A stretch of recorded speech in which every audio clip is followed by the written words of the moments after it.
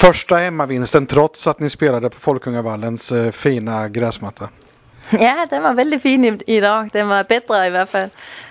Nej, jag tycker vi spelade en bra match. Især i första halvleg fick vi gang i vores passningsspil, vilket var mycket bra. Det kunde ha blivit lite fler mål kanske. Ni tog inte riktigt vara på alla chanser. Nej, det är riktigt.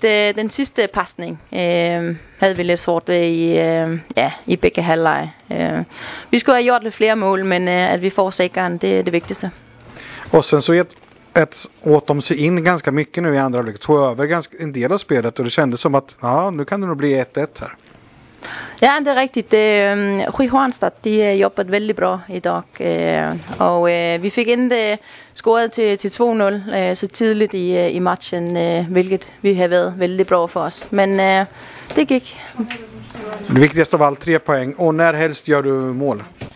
Jamen altså, bare vi gør mål, så er det bra for mig. Det er ikke så vigtigt, at det er mig, der laver mål, og hvornår i matchen man laver mål. Det vigtigste er, at de kommer ind. Så hver gang? Så hver gang, ja.